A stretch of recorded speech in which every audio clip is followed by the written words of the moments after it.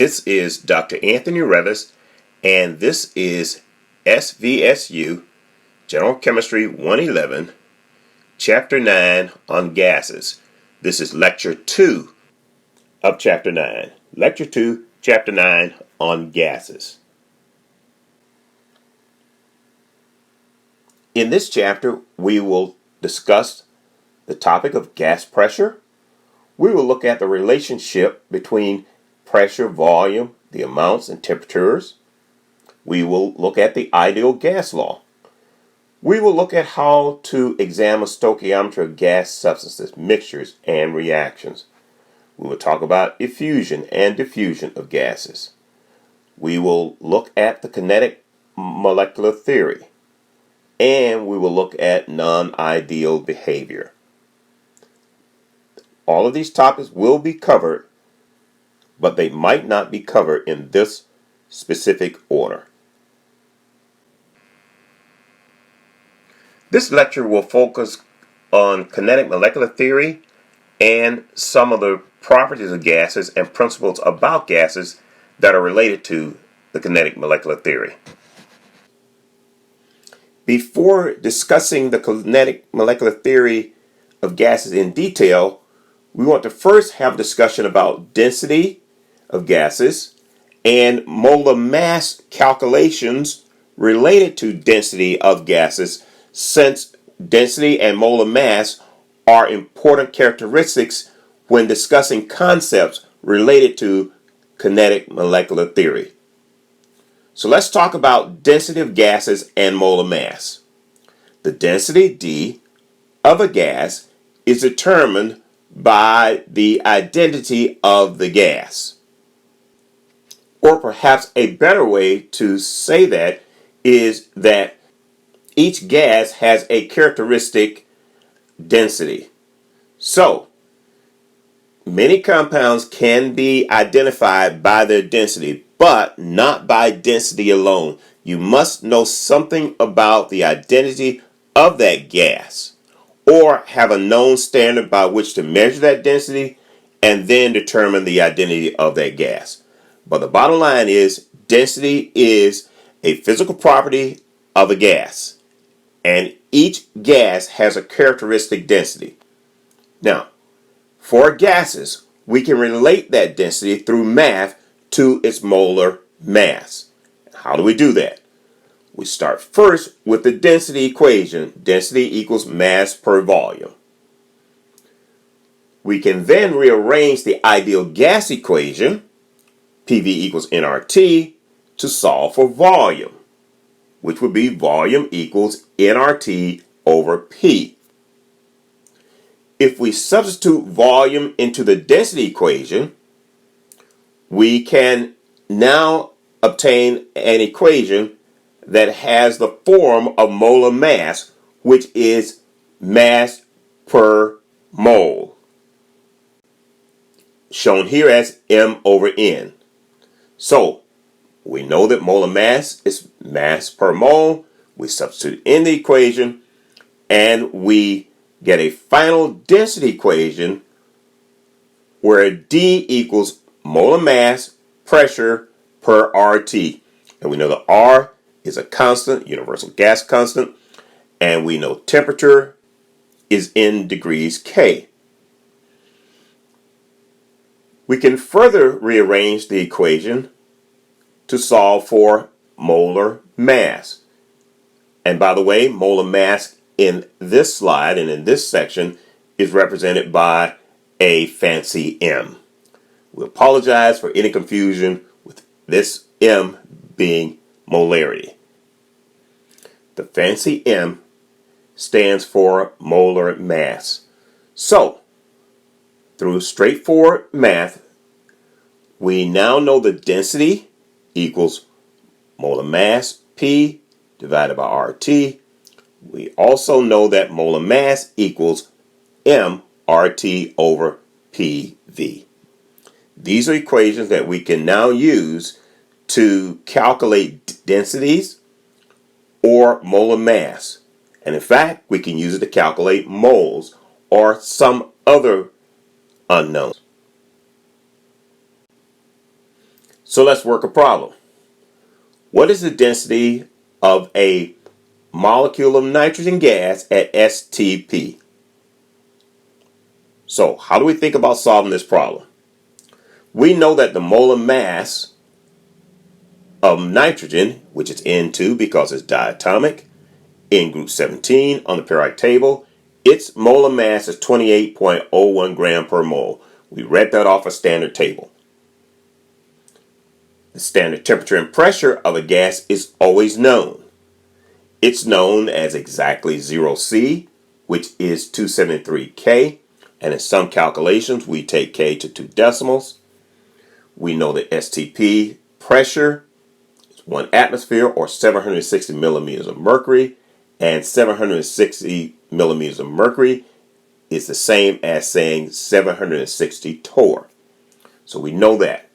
We have the density equation, which equals the molar mass times the pressure divided by RT.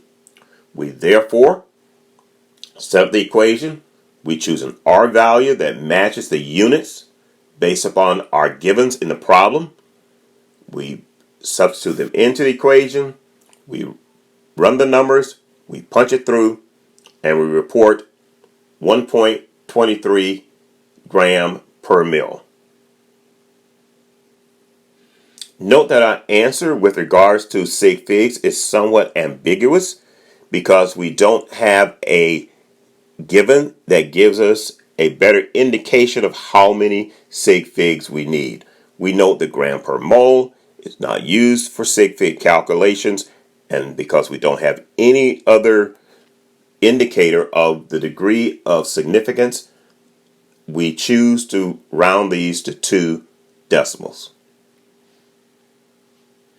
We show you the table here of these gases for examples, and these are all at STP, so it gives you an idea of what the density of these gases look like.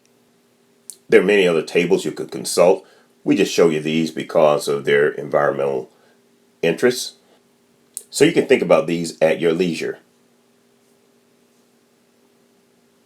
Next, let's take a look at an example that involves volume and molar masses of gases. A sample of chloroform gas with a mass of 0.494 grams was collected in a flask with a volume of 129 centimeters cubed and 99.9 degrees C when the atmospheric pressure was 742.1 millimeters of mercury. What is the approximate molar mass of chloroform? To do this problem, we simply take advantage of the molar mass equation. Molar mass equals mass, gas constant, times temperature, divided by pressure and volume. So we take that equation, we choose the R based upon the units given to us in the problem. We punch the values through and we obtain 120 gram per mole. Or more precisely, 120 point gram per mole, since the number of sig figs must equal 3 since our given volume was 3 sig figs.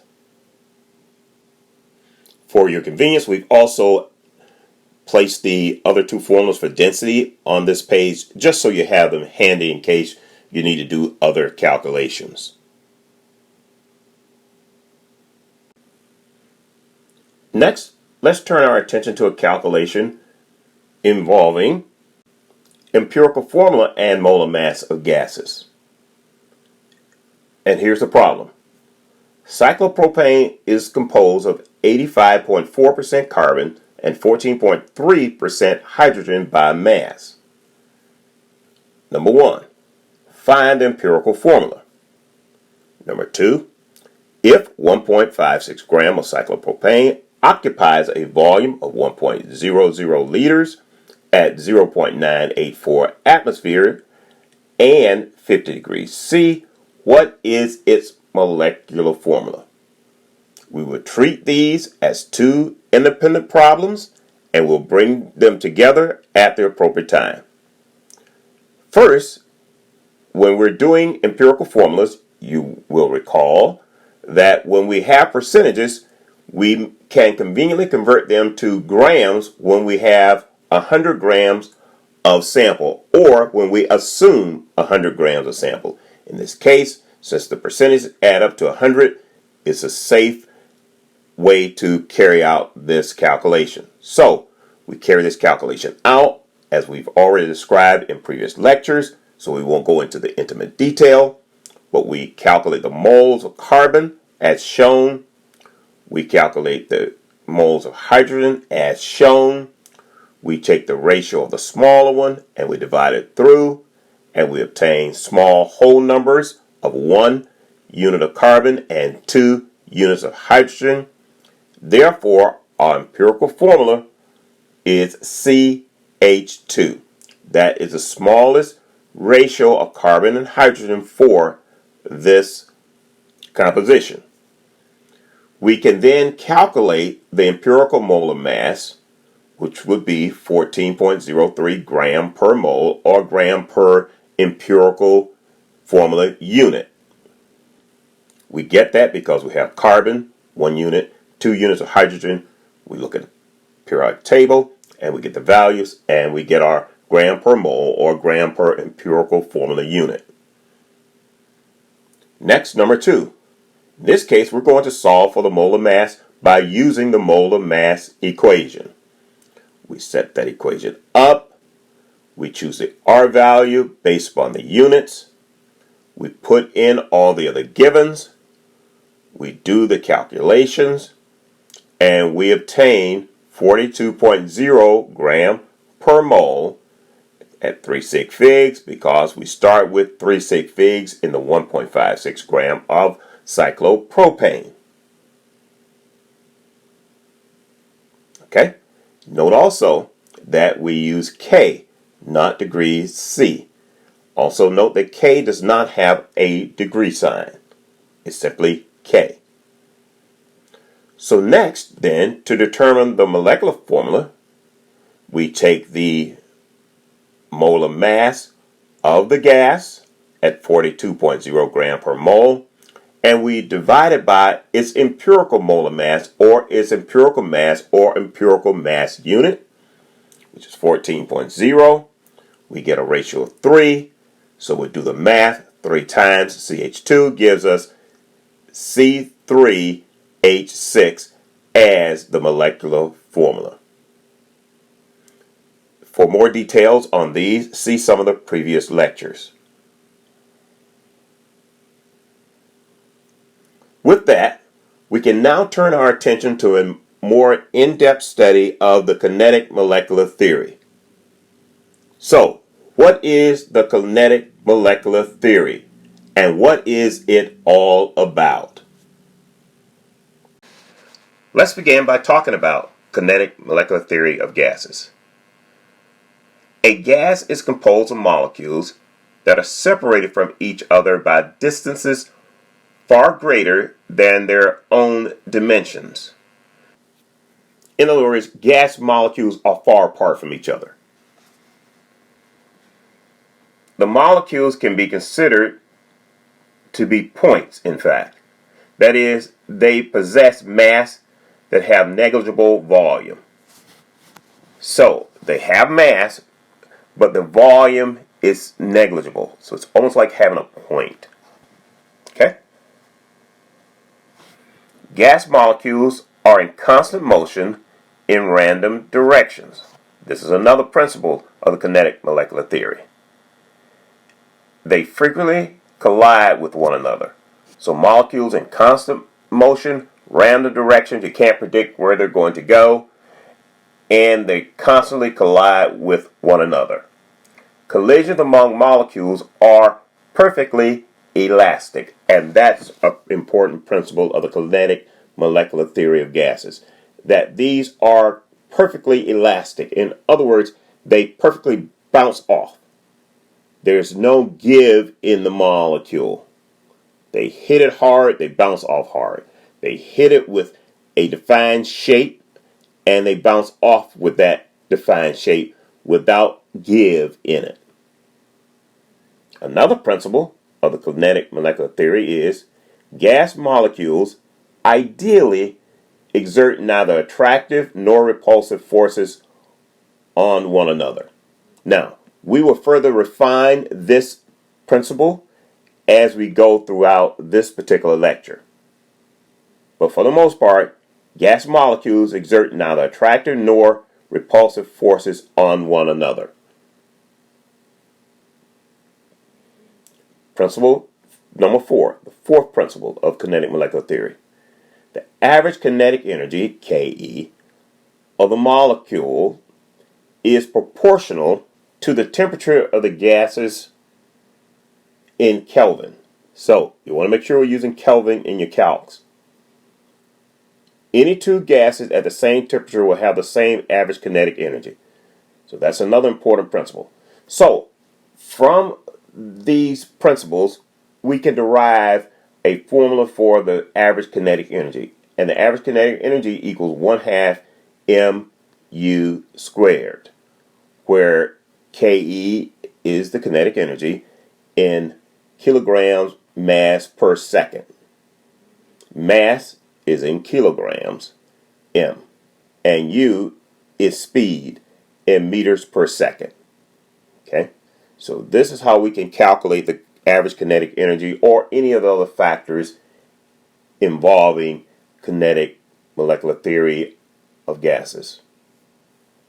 Now, from the kinetic molecular theory of gases, several laws have been derived, and these laws help us to understand the basic principles of how gases work and how the kinetics within gas molecules functions or is exerted. Okay? Now, recalling that gas pressure is exerted by rapidly moving gas molecules and depends directly on the number of molecules hitting the unit on a wall per time, we see that the kinetic molecular theory conceptually explains the behavior of gases using the following laws. So, from the behavior of these gases, certain laws were derived, and most of them bear the names of the author who published it or the scientist who is given credit for the discovery. Okay? So we're going to talk through these laws, and the point of talking through these laws is to help you understand the trends and the behaviors of gas molecules. So again, each of these laws helps us to understand the behavior, the kinetic behavior of gas molecules. The first one is Hamilton's law. And here's what it states. If the temperature increases, the average speed and kinetic energy of gases increases. So basically, increase in temp leads to increase in kinetic energy. That's what it means. Straightforward. For many of you, this is somewhat intuitive now, and most people naturally know this. But these laws that you now naturally know came from or are descriptions of the kinetic molecular theory of the gas. And Hamilton's law says that if the temperature increases, the average speed and kinetic energy of the gas increases. Okay? Then there's Boyle's law. If the gas volume increases, the wall collision frequency increases, which increases the pressure of the gas. Okay? Again, the volume decreases, gets smaller. So you're pressing down on the gas molecules. That means the gas molecule is going to collide faster or more frequently within the container. So it's not exactly fast or speed, it's frequency. The number of times it hits the wall. So when the frequency increases, that means the pressure increases. So it's like it's beaten to get out of the container more times than it would in a larger volume. So smaller volume means increased pressure. Again, a concept that most people at this stage in their life somewhat know. And then there's Avogadro's law. Avogadro's law says that at constant pressure and temperature, frequency and force of wall collisions are constant. So basically, if you leave it alone at constant pressure, constant temperature, the frequency of the wall collision stays constant. Okay? So there is no change in the collision with the wall. They stay constant. Charles' law states that if the temperature of a gas is increased, now we're increasing temperature, constant pressure is maintained only if the volume of the gas increases. So, if you increase the temperature and you want the pressure to stay the same, you must increase the volume. Otherwise, the pressure will increase. So the way to maintain constant pressure, and this is important to note, and this does happen in designing devices where you must maintain constant pressure, the device will be designed to shift the volume based upon the temperature. So, if you want the pressure to stay the same, you must increase the volume if temperature increases. That's Charles' statement, Charles's law. And finally, there's Dalton's law. And here's what it says. Molecules of one gas in a mixture bombard the container walls with the same frequency and a total pressure equal to the sum of the partial pressures. In other words, Dalton's law says simply that the pressure within the container equals to the partial pressures of each of the gases there. So you sum the partial pressures and you get the total pressure of the gases within the container. So these are the important laws that help define the kinetic molecular theory of gases. And this slide is a summary slide of what we've already talked about. For Hamilton's law, temperature increased, volume constant, increases pressure. Boyle's law, volume decreased, wall area decreased equals increased pressure. Avogadro's law, container pressure constant, more gas molecules added equals increased volume. Charles' law, temperature increases, volume increases. Dalton's law, pressure of mixed gases equals the sum of their partial pressures. Let's continue to discuss Dalton's law with regard to partial pressure.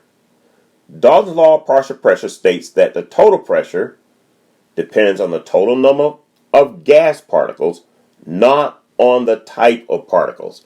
It doesn't matter what type of particles there, it's really the count, the number, the total number of particles that influences the pressure within the container. Dalton's law also states that the total pressure exerted by a gas mixture is a sum of the partial pressures of those gases. Okay? So that's Dalton's principle.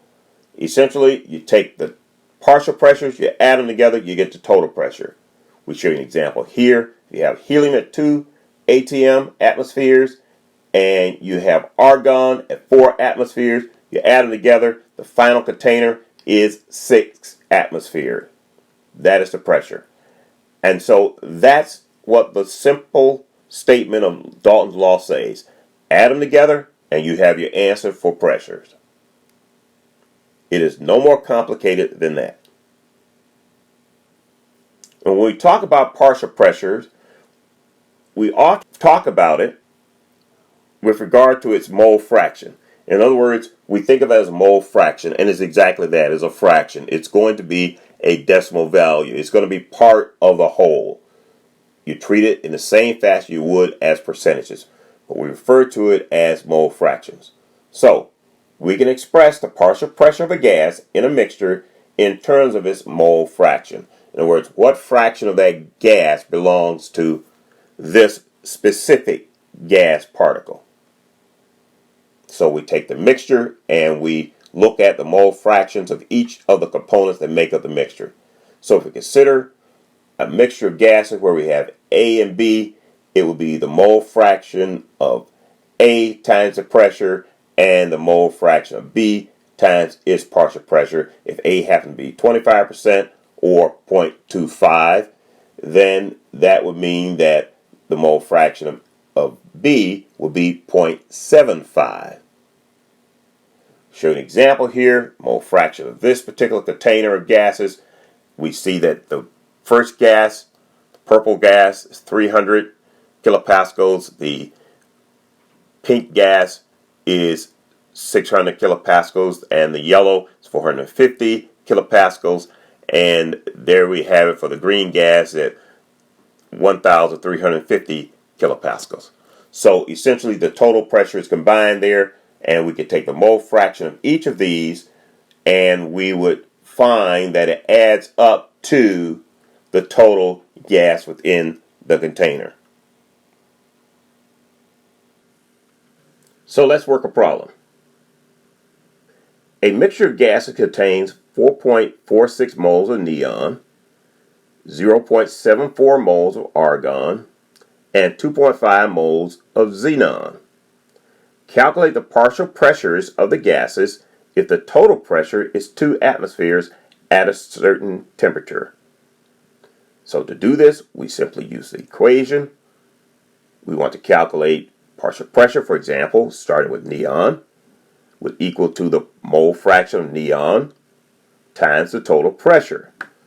We know that the total pressure is equal to the sum of all the moles. So we sum the moles on the bottom, and we put neon on the top, and this gives us a mole fraction. A mole fraction is nothing other than a percent without saying times 100. Each time we do percentages, the first step in a percentage is a fraction. In this case, we're talking about a fraction related to its moles. Therefore, it is mole fraction. So we have the mole fraction, again, is nothing more than percentages without multiplying times 100. So we do the mole fraction, and we can calculate the partial pressure of neon. We can do likewise for argon. We do the calculations as we've already shown you on the previous slide. We'll find that its mole fraction is 0.10. That's times the total pressure to give us the partial pressure of argon.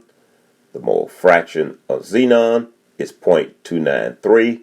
We got that using the same calculation principles as already described in the previous slide, where we have the moles of xenon on the top divided by the same total pressure for all the gases. We get it, and we punch it through. We get 0.586 atm, and then we just sum them to check ourselves. We see the total pressure works out. Therefore, we feel really good about the way we've carried out this calculation. So that's how we determine the mole fraction of a gas when there is a mixture of gases exerting a total pressure. Gases are highly energetic. They have a lot of kinetic energy. They're in constant motion. Therefore, when these gases are free, they will diffuse. Gas diffusion is the gradual mixing of molecules of one gas with molecules of another by virtue of their kinetic properties. In other words, because of their kinetic properties, when these gases are in a free environment, they will diffuse with other gases in that environment. That rate of diffusion equals to the amount of gas passing through an area per unit time. So we can calculate the amount, how many moles of the gas are passing through that space per time. And we know we can get from moles to grams if we need to, and we can often get from moles to volume if we need to.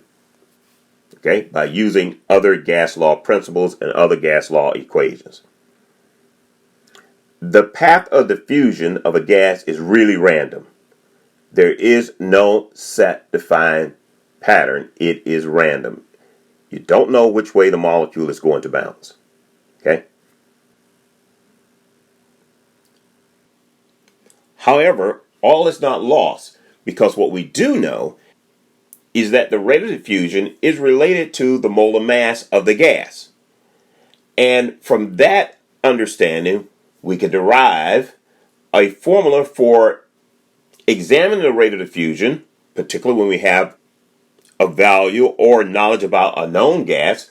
But we can derive a mathematical expression that says that the rate of gas 1 over the rate of gas 2 is related to the square root of the ratio of their molar masses. So, again, the gases are random, the kinetic energy is very high, it's bouncing about, but we do have a mathematical expression that allows us to relate the rate of diffusion to molar mass.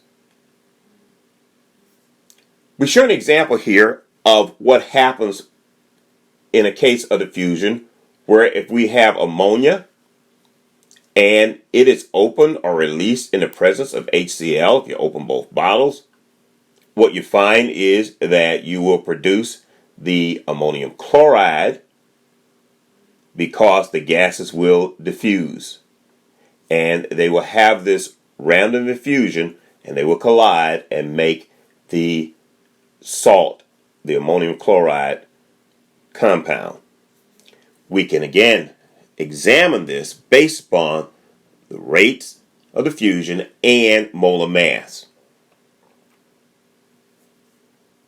So basically, there is a relationship between the rate of diffusion and molar mass of the gas. We show you here what diffusion looks like. If you have a closed stopcock of hydrogen and oxygen, the molecules essentially stay on either side of the barrier. If you open the stopcock, they start to mix. We start to get diffusion of the gases, and if you give it time, you eventually will have the same number of red molecules as you do white molecules. You'll have complete diffusion.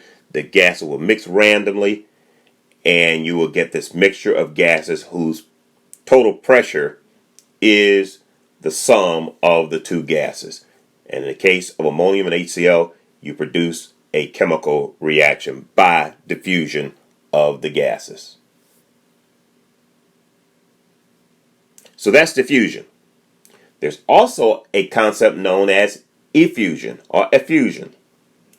Gas effusion is the process by which gas under pressure escapes from one compartment of a container to another by passing through a small opening. So that's effusion. Basically, it just kind of seeps out like what happens for a balloon filled with a gas. It eventually seeps out. Or it's what happens if you seal something in a Ziploc. It seeps out. Effusion of the gas. Somehow the gas gets out. Okay? In effusion, gas molecules move from a higher pressure region to a lower pressure region. That's what typically happens. There's a pinhole or there's some other way for it to escape.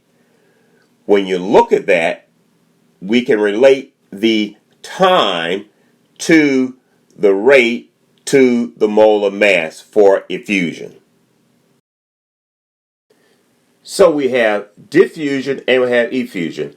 And diffusion can be related to its molar mass by the rates, and effusion can be related to molar mass by time. And we can use any of these equalities for carrying out calculations.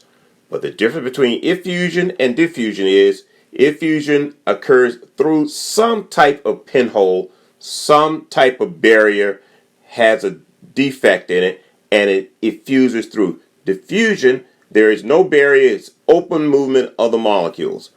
But in all cases, it's random. The kinetic motion of gases is a random motion.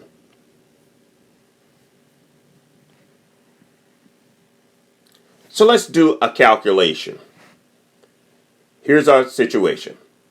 A flammable gas made up of only carbon and hydrogen is found to effuse through a porous barrier in 1.50 minutes. So we have a time factor. Under the same conditions of temperature and pressure, it takes an equal volume of bromine, a known gas, to go through the same barrier, effuse through the same barrier at 4.73 minutes. Calculate the molar mass of the unknown gas and suggest what the gas might be.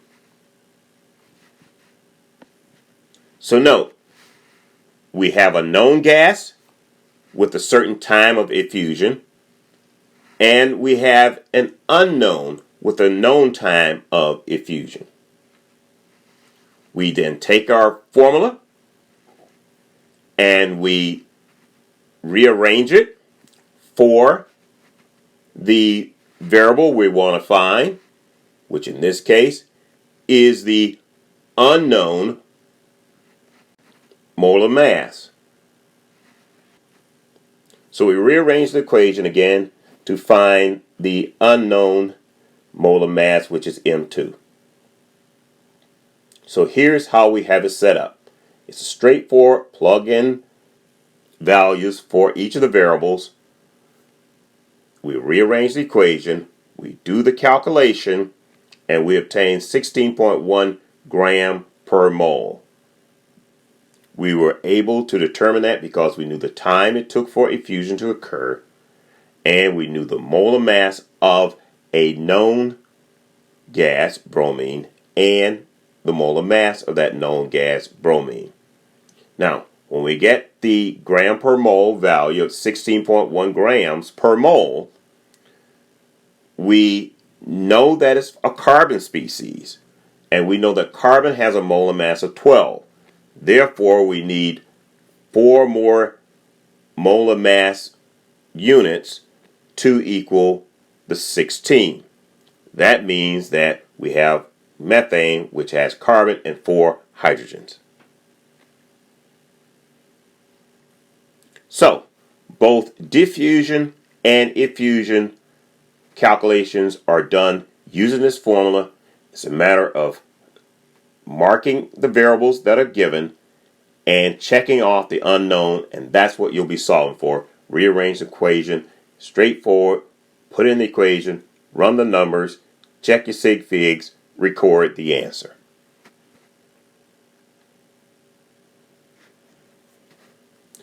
Now, we've talked a lot about gases, and we've talked about the kinetic molecular theory of gases. And one of the principles is that the collisions are elastic, meaning that they hit with a particular force and bounce it off perfectly with that force.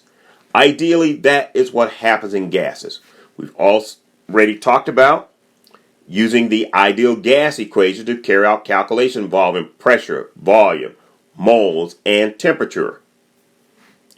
But one of the things that we have observed experimentally and that scientists know is that there is deviation from ideal behavior. Okay?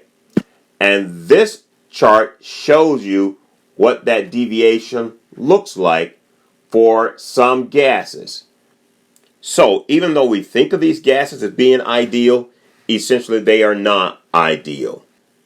And so, although we know that 1 mole of an ideal gas can be calculated using PV equals nRT, we also know that not all gases will respond perfectly to the equation.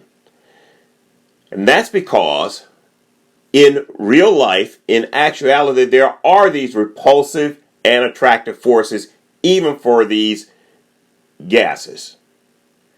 We developed the theory to say they're perfectly elastic and that there are no forces, there are no interactions, but in reality there are some interactions. This graph shows you what it looks like for the pressure versus the compression factor, and we show you what's involved in compression factor. But what we really like to pay attention to is that there is an area when we evaluate the compression factor where there are repulsive forces and there are attractive forces. And we note that for these gases shown here, they all deviate from being ideal. Ideal would have a compression factor of 1 and we would go horizontally, but we notice that none of these gases follow that line perfectly. They have a trend in that direction, but there are attractive and repulsive forces involved. And therefore, we have deviation from ideal behavior. Again, because of these repulsive and attractive forces that impact what's called the compression factor.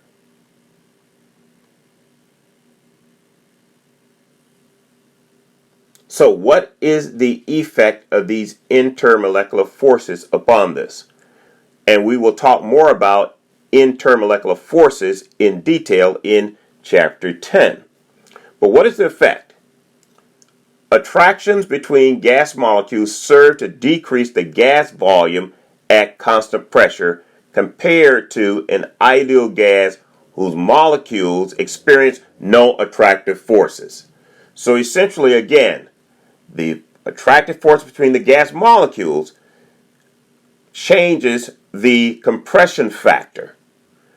In the case of an ideal gas, there is no compression factor effect. The other thing that happens is these attractive forces will decrease the force of collision between the molecules and the container walls. And that makes sense intuitively, right? And that makes sense because it increases the tortuous path to get to the wall. So, these attractive forces will decrease the force of the collision between the molecules and the container walls, therefore reducing the pressure exerted at constant volume compared to an ideal gas. So, we kind of show you what an ideal gas will look like for the first part where there are these attractive forces. In that case, we have the ideal gas. There's nothing coming against it. In the case of real gases, there really is a factor, an attractive factor that's affecting the path and the behavior of the gas molecules. In the case of the real gas and the ideal gas hitting the wall, in the case of ideal gas, there's nothing interfering with hitting that wall. That's how the ideal gas works. However, in reality, the gas will find itself the molecule will find itself having to go through a tortuous path to get to the wall, and that decreases its ability to impact the wall with ideal gas behavior. So the bottom line is this: gases will experience repulsive and attractive forces that will cause it to deviate from ideal behavior. To deal with this deviation from ideal behavior, an equation was developed called the van der Waals non-ideal gas equation.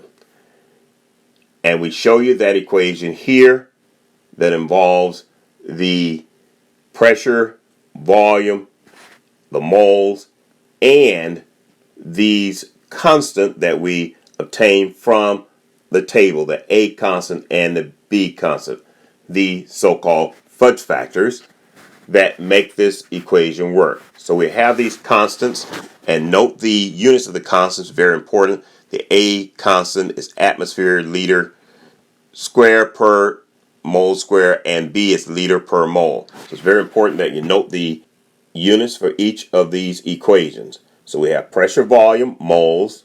You're accustomed to seeing those, PV equals nRT, and we have temperature.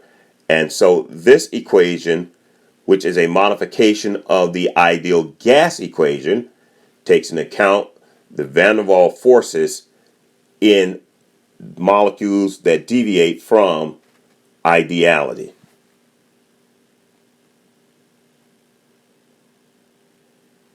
So, let's work a problem. Given that 3.5 moles of ammonia occupy 5.2 liters at 74 degrees C, calculate the pressure of the gas in atmospheres using the ideal gas equation, and we want to get a value, and the Van der Waals equation that accounts for deviation from non-ideal behavior. Note, in calculation involving gases, we use Kelvin, not degrees C. So as soon as we see degrees C, we automatically make the conversion mathematically by adding 273 for most of the calculations involved in CHEM. In some more precise calculations, you use the 2 decimals for the conversion factor. So, the strategy here is straightforward. Work through 2 problems. Do the first problem using PV equals nRT, then do the second problem by using the Van der Waals equation that accounts for non-ideal behavior. So here we have first the ideal gas equation. In this case, we rearrange it to solve for P. We have all of our variables. We know the volume. We've made the conversion of the temperature from C to K, not degrees K, but simply K. We have the moles. We have R. We looked at the value for R to match the units we have. And we put the values in the equation. They're there. We punch it through and we get 17.7 atm if we treated ammonia as an ideal gas. So this is straightforward. Put it in the equation, run the numbers. So let's see what happens if we use the Van der Waals equation for non-ideal gases. In this case, we have constants that we get from a table. In this case, it's the table we just used. Reference this table 5.4. So we look up any table will do. We look those values up. We have the A factor and the B factor. Those are the constants that we get. And for convenience, we work out the AN squared over V squared separately just so we can run the calculations without being so cluttered. So we work that value through and we get 1.89 atm. We likewise work out the NB portion of this separately again, just so we're not so confused about what we're doing. However, if you want to put it in one long equation, I am perfectly okay with that as long as you can track it and it's neat enough to be read and understood, and the unit analysis works out. So now that we have obtained these values, we have the corrected pressure, we have the corrected volume, and that's what the Van der Waals equation does. It corrects the pressure and it corrects the volume for non-ideal behavior. I need to reiterate that just in case I've not said it clear enough. The Van der Waals equation, the purpose of the Van der Waals equation is to correct the pressure and correct the volume for behavior of a gas that is not ideal. So we take the values, we put it in to the rest of the equation, we calculate it through, and we get 16.2 atm. So we note that the pressure for a non-ideal gas is less than that for treating it as if it were an ideal gas. We remind you we've already done the calculation, and for the ideal gas it's 17.7 atm, as shown here, but the non-ideal is 16.2, and that is what we would expect. We would expect that a non-ideal gas would operate at a pressure less than ideal. That's because we have these attractive and repulsive forces that interfere with its operation as an ideal gas. The random path of the non-ideal gas is more tortuous than the path of an ideal gas. Therefore, we lose some of our pressure.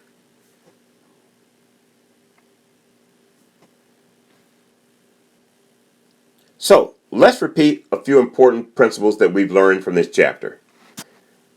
The kinetic molecular theory of gases teaches us that the kinetic energy is related to the mass times the speed. We know that a gas is composed of molecules that are separated very widely and they're moving at a random direction. They have collisions, and those collisions are elastic. Gas molecules exert neither attractive nor repulsive forces as an ideal gas. However, we note that there can be deviation from that ideal behavior. When there is deviation from that ideal behavior, we use a van der Waals equation to correct for that. That correction involves both pressure and volume.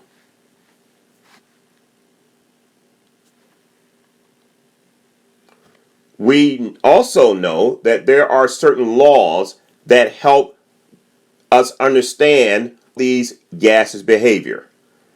The Hamilton's law says that temperature increase, volume constant, increase pressure. Boyle's law, volume decrease, wall area decrease, increase pressure. Avogadro's law, container pressure constant, more gas molecules added, increased volume. Charles's law, temperature increases, volume increases. And Dalton's law says that the pressure of mixed gases equals the sum of the partial pressures. So we can actually take the mole fraction of each gas and multiply it times the total pressure to determine the individual pressures exerted by that specific gas. Gas diffusion is the gradual mixing of molecules of one gas with the other by virtue of its kinetic properties. That diffusion occurs on a random path, but that random path can be related to its molar mass if we have a standard rate and we can determine the rate of the other gases. When gases diffuse and mix, some gases may react to form new compounds. Effusion occurs over time when there is penetration through some type of barrier. That effusion can also be related to the molar mass of the gases if we have a standard or a known molar mass of a gas. We can relate them by time and determine the unknown. And it's important to remember again that gas pressure is exerted by randomly, rapidly moving gas molecules colliding with the inside of its container. And that does it for Lecture 2 of Chapter 9, Gases. Lecture 2, Chapter 9, Gases.